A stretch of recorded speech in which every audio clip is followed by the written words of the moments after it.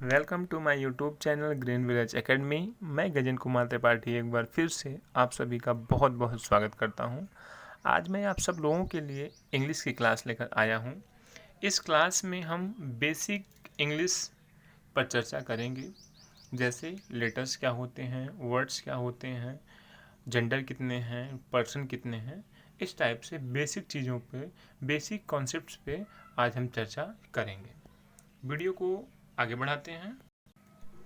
सबसे पहले हम आपसे कुछ क्वेश्चंस पूछना चाहते हैं। सबसे पहला क्वेश्चन ये है, do you want to speak English? Second question, do you want to write correct English? Third question, do you want to understand English? And fourth and last, do you want to teach correct English? क्या आप English बोलना चाहते हो? क्या आप correct English लिखना चाहते हो? क्या आप इंग्लिश को समझना चाहते हो? और अंत में, क्या आप सही इंग्लिश, करेक्ट इंग्लिश बच्चों को पढ़ाना चाहते हो? तो इन सारे बातों का जो बेस है वो तीन चीज़ों पर डिपेंड करता है।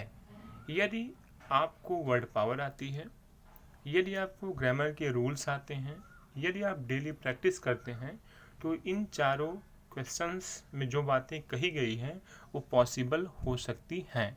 मतलब अगर आपको सबसे पहला आंसर में देखिए, सबसे पहली बात, learn word power. Word power को वोकाबुलरी कहते हैं, शॉर्ट फॉर्म में वोकैब कहते हैं। यदि आपको वोकैब आती है, वर्ड पावर मीनिंग आपकी बहुत अच्छी है, तो आपको इंग्लिश बोलने, लिखने, समझने और पढ़ाने में कोई प्रॉब्लम नहीं होगी। वोकैब के अंदर 5 चीज़ें आती हैं, जैसे antonyms, synonyms, one word, homophones, idioms and phrases. इनकी चर्चा अभी डिटेल से हम आगे करेंगे। दूसरी बात, learn grammar rules. English grammar के रूल्स भी आपको आने चाहिए। जैसे ही के साथ में इज लगता है, यू के साथ में आर लगता है, सेकंड फॉर्म, वर्ब की सेकंड फॉर्म का प्रयोग हम कहाँ करते हैं, वर्ब की थर्ड फॉर्म का प्रयोग हम कहाँ करते हैं। इस प्रकार का जो ज्ञान है इंग्लिश ग्रामर के रूल्स का, उसे हमें जानना आवश्यक है। तीसरी बात, प्रैक्टिस डेली। हमें डेली प्रैक्टिस करना है, क्योंकि एग्ज़ाम हम भी देते हैं। ऐसा नहीं है कि केवल हम इंग्लिश शौक के लिए पढ़ रहे हैं या पढ़ा रहे हैं, हमें एग्ज़ाम क्वालिफाई करना है। ठीक है, तो एग्ज़ाम में एक सर्टेन टाइम होता है, 2 आवर्स, 3 आवर्स। तो आपको इतना पता होना चाहिए कि हमको जितना समय मिला है उतने में ही अपने पेपर को सॉल्व करना है, तभी हम ब्रिलियंट हैं। ओके, तो आपको प्रैक्टिस करना है। कुछ पैराग्राफ्स, 1-2 पैराग्राफ्स डेली पढ़ने हैं। उसकी नई नई मीनिंग्स को आपको नोट करना है, नोट डाउन करना है। फिर आपको जो ओल्ड क्वेश्चंस होते हैं, जो एसएससी बैंक वगैरह किसी भी एग्ज़ाम में जो आ चुके हैं, उनको आप उठाइए, देखिए क्वेश्चन पूछने का मेथड क्या है, क्वेश्चन में पूछा क्या गया है, क्या आप कर पाते हैं, नहीं कर पाते हैं तो उसको सर्च करिए। इस प्रकार से आप अपने इंग्लिश के ज्ञान को बढ़ा सकते हैं। तो there are 3 main parts. First, word power, and second, learn grammar rules, and third, practice daily. Okay, अब हम बात करते हैं आगे।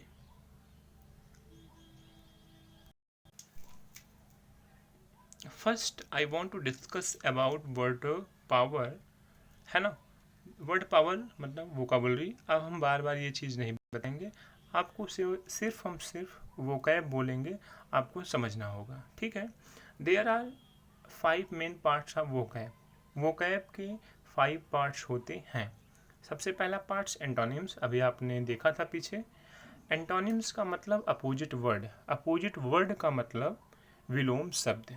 ठीक है, एंटोनिम्स का मतलब opposite words, and opposite words का मतलब होता है विलोम शब्द।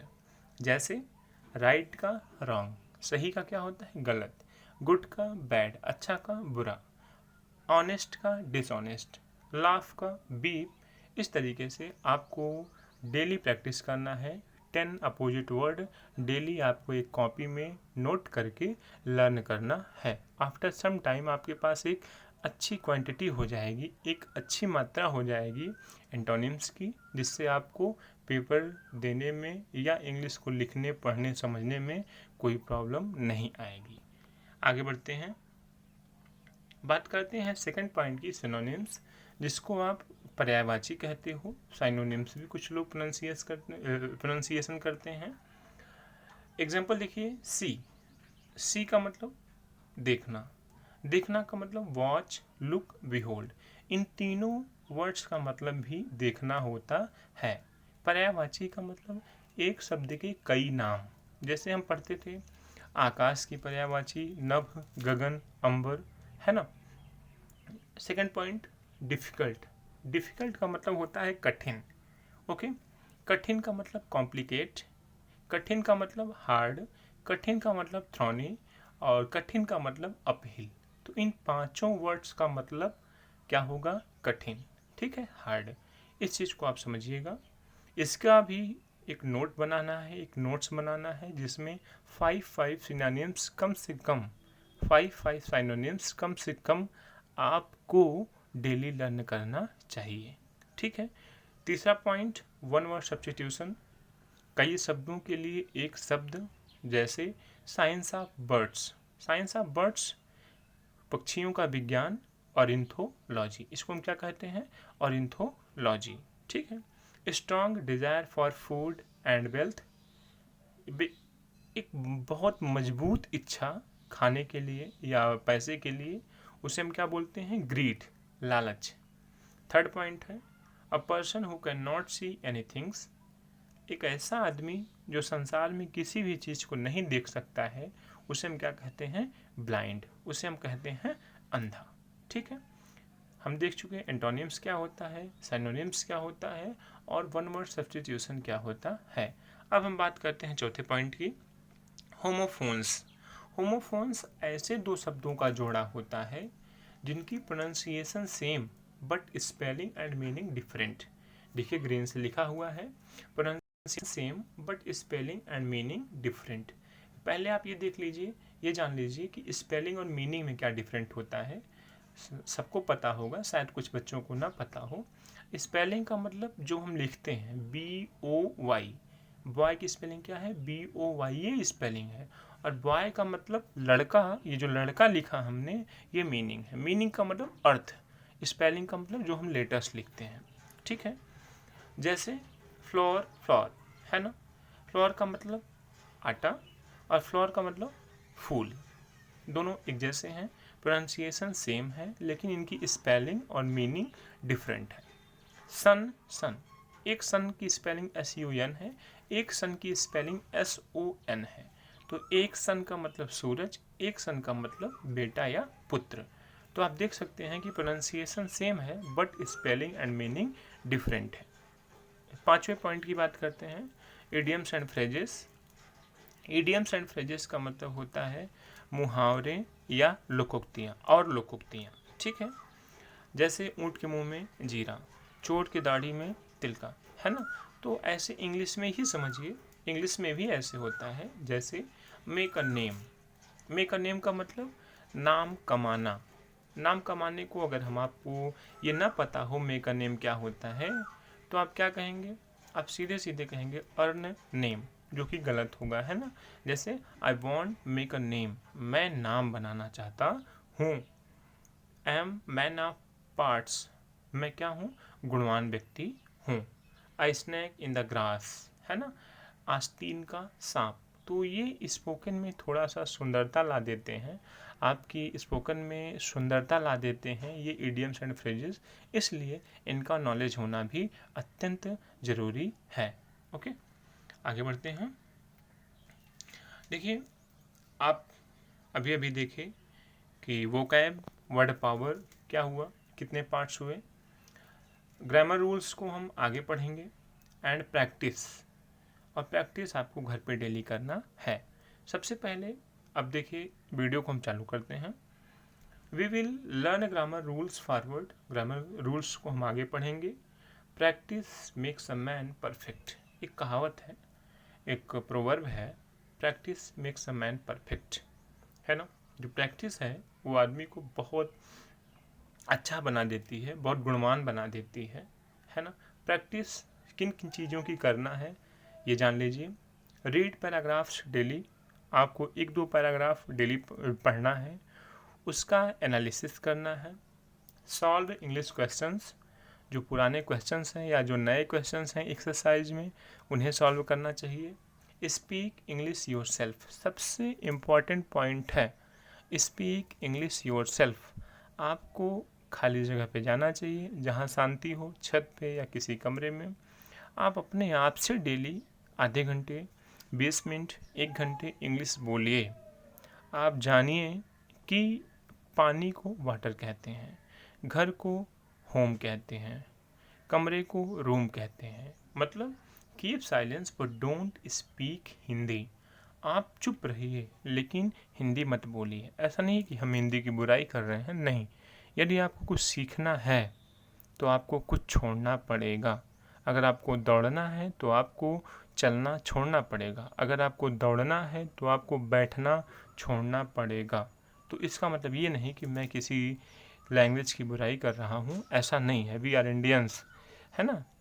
हिंदी हमारी पहचान है, लेकिन जो सोसाइटी की डिमांड है उसके अकॉर्डिंग भी हमें चलना चाहिए। ठीक है। तो स्पीक इंग्लिश योरसेल्फ, आपको अपने आप से अंग्रेजी बोलना चाहिए, है ना। फिर पहले आप वर्ड्स बोलिए इंग्लिश में, फिर सेंटेंसेस बोलिए। मैं स्कूल जा रहा हूँ, I am going to school, मैं स्कूल से आ रहा हूँ, I am coming from school. इस टाइप से आपका जो नॉलेज है वो डेली बढ़ता चला जाएगा। याद रखिएगा, keep silence but don't speak Hindi. चुप रहिए लेकिन हिंदी मत बोलिए। खोजिए, अगर आपके मन में उस चीज़ की हिंदी आती है तो आप उसकी इंग्लिश खोजिए।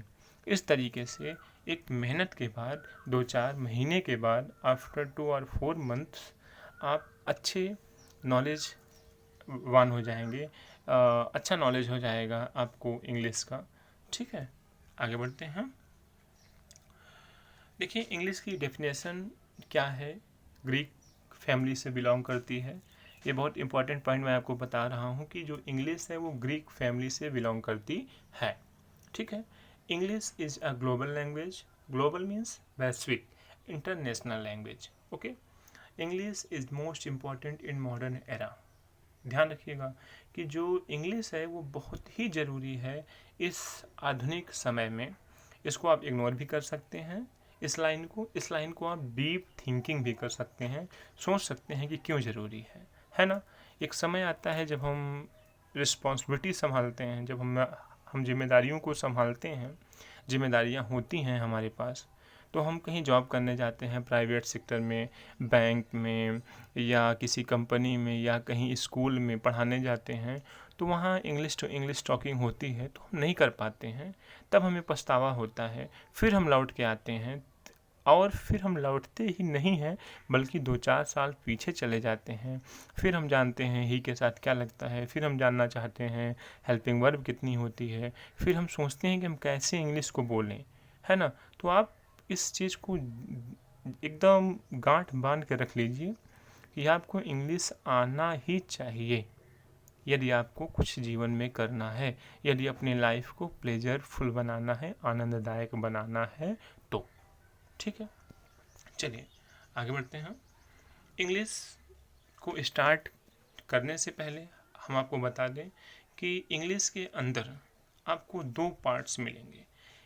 पहला पार्ट ऑफ स्पीच का पार्ट होगा, दूसरा रूल्स का होगा, है ना। तो पार्ट्स ऑफ स्पीच के अंदर आप 8 चीज़ों को पढ़ेंगे।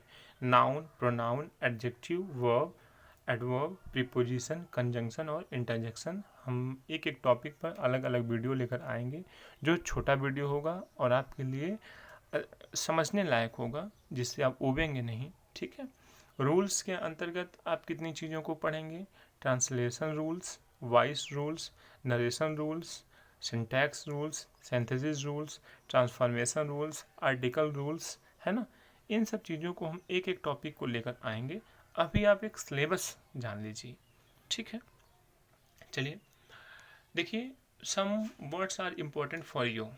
कुछ इंग्लिश के शब्द हैं जो आपके लिए ज़रूरी हैं, जिनको आपको जानना चाहिए। सबसे पहला साउंड्स, ध्वनि सबसे छोटी चीज़ है। सेंटेंस की, वाक्य की सबसे छोटी इकाई साउंड्स है ना। अगर साउंड्स ऑप्शन में ना हो तो आपको लेटेस्ट लगाना है। अगर साउंड्स ऑप्शन में हो तो साउंड्स लगाना है, ठीक है। There are 44 sounds in English. English में 44 साउंड्स हैं। वावेल साउंड्स 20 हैं। कॉन्सोनेंट साउंड्स 24 हैं। ये एग्ज़ाम में आया हुआ क्वेश्चन है। सीटेट के एग्ज़ाम में ये आया था 2019 में, ठीक है। How many consonant sounds in English alphabet, तो आपको ध्यान देना है 24। दूसरा पॉइंट है लेटर्स। लेटर्स क्या है? 26 लेटर्स इन इंग्लिश अल्फ़ाबेट, जैसे ABCD से लेकर Z तक जाइए, 26 लेटर्स आपको मिलेंगे। वावेल, देखिए इस अल्फ़ाबेट को हम दो भागों में बांटते हैं, वावेल्स में और कॉन्सोनेंट्स में। तो वावेल्स कितने हैं? 5 एंड कॉन्सोनेंट्स कितने हैं? 21। 21 एंड 5 ऐड करेंगे तो 26 हो जाएगा, ठीक है। अब हम बात करते हैं वर्ड्स की। वर्ड्स क्या है? A group of letters which has a complete meaning. Meaning का मतलब अभी मैंने आपको बताया था, अर्थ, है ना। A group of letters, letters भी अभी आप ऊपर पढ़ रहे हैं, तो लेटर्स का ग्रुप और मीनिंग दो बातें जिसमें होंगी उसे हम वर्ड्स कह सकते हैं। जैसे वर्ड्स के अंदर दो चीज़ें होनी चाहिए, लेटर्स एंड मीनिंग। एग्जाम्पल देखिए, school, book, road, water, girl, etc etcetera, है ना। ये चार वर्ड्स मैंने आपके सामने दिए हैं। स्कूल जो वर्ड है इसको कहते हैं, अलग अलग करते हैं, देखते हैं ये कितने लेटर्स से मिलकर बना है। S plus C plus H plus O plus O plus L, it means 6 letters से मिलकर स्कूल वर्ड बना है ना। We can see that 6 letters in school word, जो स्कूल वर्ड है इसमें 6 लेटर्स हैं। तो एक नियम, एक रूल निकल के आता है कि लेटर्स जब आपस में मिलते हैं तो क्या बनता है? वर्ड। इसको ध्यान रखिएगा कि जब लेटर आपस में मिलते हैं तो वर्ड बनता है। आगे बढ़ते हैं हम। देखिए एक वर्ड है स्कूल, और स्कूल को ही हमने बिगाड़ दिया है। जैसे उसके लेटर्स को हमने आगे पीछे कर दिया है, HCOOLS, okay. Now school is a word, it has letters and meaning. School का मतलब विद्यालय, स्कूल के पास लेटर्स हैं और उसकी मीनिंग है विद्यालय। तो ये जो स्कूल है ये वर्ड्स कहा जा सकता है। लेकिन बट जो HCOOLS है is not a word. Screen पर लिखा हुआ है HCOOLS is not a word because HCOOLS has letters. इसके पास लेटर्स तो हैं बट नॉट मीनिंग, लेकिन इसकी कोई परफेक्ट मीनिंग नहीं है, इसलिए हम इसे वर्ड नहीं कह सकते हैं, ठीक है। अब हम बात करते हैं सेंटेंस की। सेंटेंस क्या होता है? It is a group of words which makes a complete sense is called sentence. देखिए वर्ड क्या था? लेटरों का समूह था, लेकिन सेंटेंस क्या है? वर्ड्स का समूह है। ऐसे आप समझ सकते हैं कि दीवारें किसकी समूह है? ईंटों की। और घर किसका समूह है? दीवारों का, ठीक है। तो it is a group of words which makes a complete sense is called sentence. Sentence के लिए दो बातें ज़रूरी हैं, उसमें वर्ड्स होना चाहिए और उसमें भी मीनिंग होना चाहिए, ठीक है। जैसे Kabir is honest boy. Kabir क्या है? Kabir is a honest boy. Kabir एक अच्छा लड़का है, ईमानदार लड़का है। ये तो सेंटेंस है क्योंकि इसका अर्थ है। लेकिन अगर मैं कहूँ बॉय कबीर ऑनेस्ट इज, क्या इसका कोई कंप्लीट सेंस है? क्या इसका कोई अर्थ है? नहीं, इसलिए ये सेंटेंस नहीं हो सकता। अगर हम कह देते कबीर इज, तो ये भी कंप्लीट सेंस नहीं है, इसको भी हम सेंटेंस नहीं कह सकते हैं। अब हम बात करते हैं काइंड्स ऑफ सेंटेंस की। काइंड्स ऑफ सेंटेंस दो बातों पर निर्भर करते हैं। जो काइंड्स ऑफ सेंटेंस हैं वो दो बातों पर निर्भर करते हैं, एक तो मीनिंग पर, एक स्ट्रक्चर पर। तो 5 kinds of sentence based on meaning. आप देखेंगे कि बेस्ड ऑन मीनिंग 5 प्रकार के सेंटेंस होते हैं: assertive, interrogative, imperative exclamatory, optative. कहीं कहीं आपको 4 मिलेगा, कहीं कहीं 5 मिलेगा। ठीक है, तो इन पाँचों को हम अलग से वीडियो में सेंटेंस टॉपिक का जब वीडियो बनाएंगे तो डिटेल से पढ़ाएंगे। अभी आप केवल इंट्रोडक्शन लीजिए। ठीक है, देखिए 3 kinds based on structure. Structure के बेस पर संरचना रचना के आधार पे सेंटेंस 3 प्रकार के होते हैं। सबसे पहला सिंपल सेंटेंस, फिर कंपाउंड सेंटेंस, फिर complex sentence. Okay, simple, compound and complex, इनको भी हम अलग से वीडियो में देखेंगे। देखिए, बात करते हैं पार्ट्स ऑफ सेंटेंस की। तो अगर आप टोटल देखेंगे तो 5 होते हैं: subject, helping verb, verb, object and other words. लेकिन जो सब्जेक्ट है वो थोड़ा सा नालायक है, वो अकेले रहता है। बाकी ये जो 4 भाई हैं, हेल्पिंग वर्ब, वर्ब, ऑब्जेक्ट और अदर वर्ड्स, ये एक कमरे में रहते हैं, जिस कमरे का नाम प्रेडिकेट है। तो सब्जेक्ट के 2 पार्ट होते हैं, सेंटेंस के 2 पार्ट होते हैं, सब्जेक्ट एंड प्रेडिकेट। सब्जेक्ट अकेला होता है और प्रेडिकेट के अंदर 4 चीज़ें आती हैं: helping verb, verb, object and complement. इस पॉइंट को याद रखिएगा। जैसे एग्जाम्पल है, Sunaina is a good girl. Sunaina एक अच्छी लड़की है। तो सुनैना क्या है? सब्जेक्ट है। इज अ गुड गर्ल ये प्रेडिकेट है, क्योंकि इज हेल्पिंग वर्ब है। इसके दाहिनी तरफ राइट साइड में पूरा पार्ट प्रेडिकेट हो जाएगा।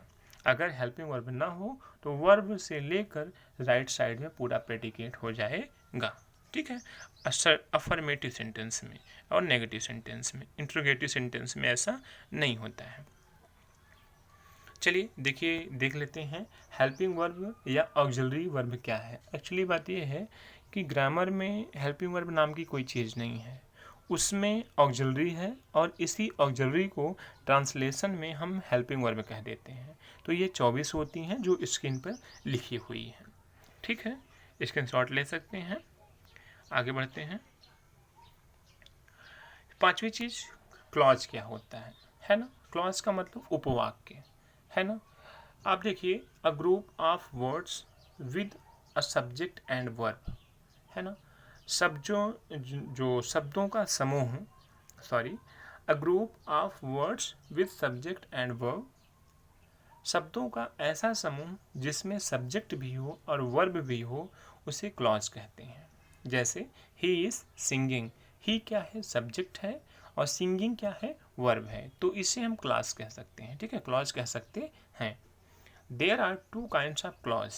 कहीं पे 2 मिलेगा, कहीं पे 3 मिलेगा। हम बताते हैं कैसे 2 होता है, कैसे 3 होता है। ठीक है, मेन 2 टाइप्स होते हैं, 2 काइंड्स होते हैं क्लॉजेस के।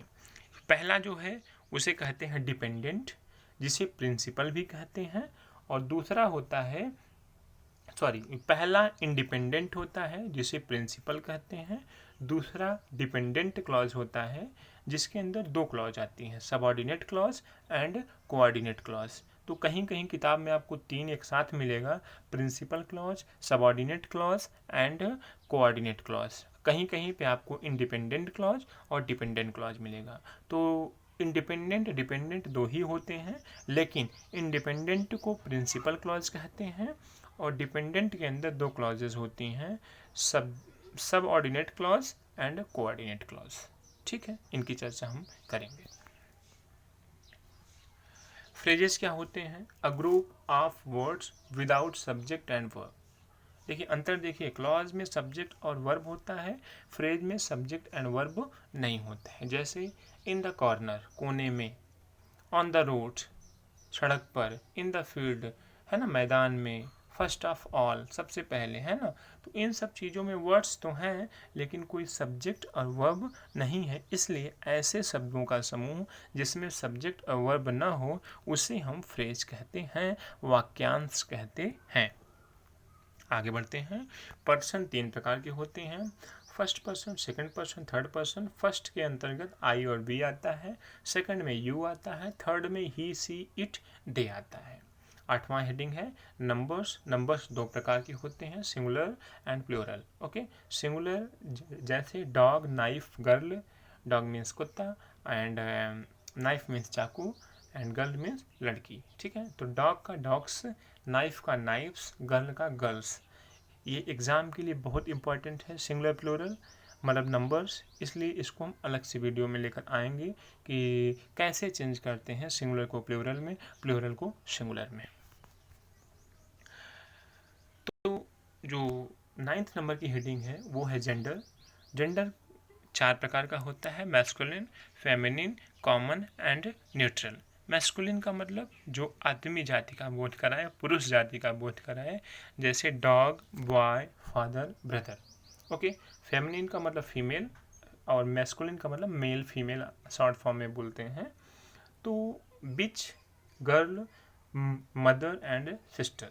कॉमन का मतलब जिससे पता ही ना चले कि सामने वाला मैस्कुलिन है कि फेमिनिन है ना, लड़का है कि लड़की है, आदमी है कि औरत है, जैसे teacher, police, doctor, student, etc। Okay, etcetera. जो चौथा है और लास्ट है उसको हम बोलते हैं न्यूट्रल। न्यूट्रल का मतलब निर्जीव, निर्जीव है ना, नॉन लिविंग, जैसे चेयर, पेन, बुक आदि। 10वां पॉइंट है ऑब्जेक्ट, जो इम्पॉर्टेंट है। There are 2 types of object, direct object and indirect object. जैसे एक एग्जांपल से समझते हैं, ही गेव मी 1000 रुपीज़, उसने मुझे 1000 रुपये दिया। ठीक है, तो ही क्या है, सब्जेक्ट है। गेव, देना क्या है, वर्ब। देखिए सुबह से लेकर शाम तक जो भी काम हम करते हैं, उठना, बैठना, खेलना, दौड़ना, हंसना, बोलना, ये सब वर्ब में आता है। तो गेव मतलब देना। और सबसे बड़ी पहचान कि जिस शब्द का हिंदी का अंत में ना अक्षर हो, उठना, बैठना, खेलना, दौड़ना, उसे हम वर्ब कहते हैं। तो गेव मतलब देना, गेव क्या है, वर्ब है, गिव वर्ब है, गिव का मतलब देना, गिव का सेकंड फॉर्म है गिव, है ना, थर्ड फॉर्म है गिवेन। बात करते हैं डायरेक्ट ऑब्जेक्ट कैसे निकलेगा। जब हम वर्ब के साथ में क्या लगा लेते हैं तो हमें डायरेक्ट ऑब्जेक्ट मिलता है। जैसे ही गिव मी 100 रुपीज़, उसने मुझे 1000 रुपये दिया। क्या दिया, 1000 रुपये। तो डायरेक्ट ऑब्जेक्ट क्या है, 1000 रुपीज़। और जब वर्ब में किसको लगाते हैं, किसको दिया, मी, मुझे दिया, ये इनडायरेक्ट ऑब्जेक्ट होता है। नियम इंग्लिश में ये है कि इनडायरेक्ट ऑब्जेक्ट को पहले लिखते हैं और डायरेक्ट ऑब्जेक्ट को बाद में लिखते हैं। जैसे ही गेव मी, मी क्या है, इनडायरेक्ट ऑब्जेक्ट, 1000 रुपीज़ क्या है, डायरेक्ट ऑब्जेक्ट। तो पहले इनडायरेक्ट ऑब्जेक्ट फिर डायरेक्ट ऑब्जेक्ट, लेकिन इसको हम चेंज कर सकते हैं। कैसे, देखते हैं। Direct object plus indirect object लिख सकते हैं, लेकिन उसके लिए एक बदलाव करना पड़ेगा। अगर डायरेक्ट ऑब्जेक्ट पहले आएगा तो टू लग के इनडायरेक्ट ऑब्जेक्ट लिखा जाएगा। जैसे पीछे लिखे गए एग्जाम्पल को हम ऐसे लिख सकते हैं, he gave 1000 rupees to me, है ना, 1000 रुपीज़ डायरेक्ट ऑब्जेक्ट पहले लिखे, फिर टू लगाए, फिर इनडायरेक्ट ऑब्जेक्ट मी को लिख दिए, तो बन गया he gave 1000 rupees to me. ठीक है। नोट पॉइंट देखिए, the main word of a sentence is verb. देखिए subject, helping verb, verb, object, other words में सबसे मेन जो है, मुखिया जो है, हेड है, वो वर्ब है। क्योंकि without verb we can not make any sentence, है ना। बिना वर्ब के हम कोई भी सेंटेंस नहीं बना सकते हैं। और अगर वर्ब अकेला भी हो तो उसे हम सेंटेंस कह सकते हैं। जैसे स्टॉप, स्टॉप एक वर्ड है लेकिन ये सेंटेंस भी है। गो ये एक सेंटेंस है, रीड ये एक सेंटेंस है, सिट ये एक सेंटेंस है। Okay, these are verbs but these are sentence also. ये शब्द जो हैं वर्ब के साथ साथ सेंटेंस भी हैं, सेंस देखा जाए तब, है ना। जैसे कुछ लोग कहते हैं स्टॉप, उनका सेंस क्या है, रुक जाओ, तो ये एक सेंटेंस है। ओके, चलिए ये वीडियो यहीं पे ख़त्म हुआ। आप के लिए हम फिर से नए वीडियो के साथ में आएंगे। तब तक के लिए धन्यवाद जो आपने हमारे वीडियो को धैर्यपूर्वक देखा। हमारे चैनल को सब्सक्राइब कर दीजिए, लाइक कर दीजिए, शेयर कर दीजिए। हम आपके लिए बहुत मेहनत करेंगे। मैं गजेंद्र कुमार त्रिपाठी एक बार फिर से आप सभी का बहुत बहुत स्वागत करता हूँ। राधे राधे।